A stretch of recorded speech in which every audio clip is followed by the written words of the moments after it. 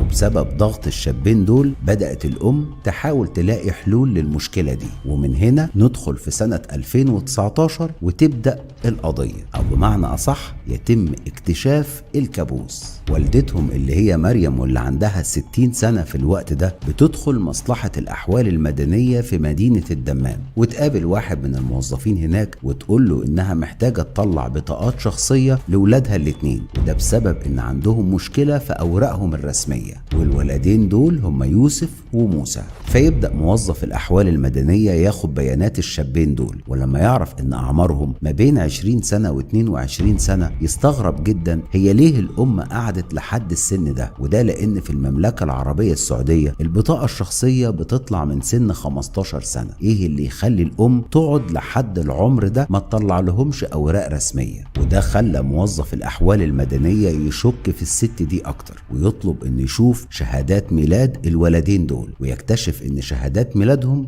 مش موجودة، وتقول له إن الشهادات ضاعت منها من زمان جدا، وبسبب سنها الكبير فما كانتش عارفة تنزل تعمل أوراق جديدة. ومن كتر ما الموظف ده كان شاكك فيها فبحث في قاعدة البيانات الخاصة بشهادات الميلاد، ويكتشف إن مفيش أي شهادات ميلاد طالعة باسم الولدين دول في المملكة العربية السعودية بشكل كامل. يعني الولدين دول ساقطين الهوية تماما في المملكة. فيرجع الموظف يسأل الست الكبيرة اللي هي مريم للمرة التانية، ويقول لها لازم تقول له الحقيقة وتفهمه هو ايه الوضع اللي حاصل. فتقول له انها ام وست كبيرة ل5 ابناء، وانها عايشة علشانهم مش اكتر، وان جوزها التاني رفض انه يكتب الولدين دول باسمه، وده لانه كان شاكك في سلوكها، وبسبب تهديده ليها فبعد الطلاق قررت انها تاخد الولدين دول وتربيهم. بس للأسف طول المدة دي ولا عرفت تدخلهم مدارس ولا تعمل لهم اي اوراق رسمية. وان طول المدة اللي فاتت دي الولدين كانوا ساكتين لانهم ما كانوش فاهمين هيتصرفوا ازاي، بس لما وصلوا سن 20 سنة كانوا محتاجين البطاقات الشخصية علشان يقدروا يخلصوا اي اوراق رسمية وعلشان يقدروا يتوظفوا. وبسبب اصرار الولدين فكان لازم الام تتحرك وتحل المشكلة. فهنا الموظف يأكد لها انه مش هيقدر يطلع اي بطاقات شخصية او اي اوراق رسمية الا لما يتم احالة الاوراق والقضية دي للنيابة العامة علشان هي اللي تقرر وتحدد الابناء دول باسم مين. وفي نفس الوقت لازم يتم استدعاء الزوج التاني وسؤاله عن سبب رفضه انه يكتب الاولاد دي باسمه.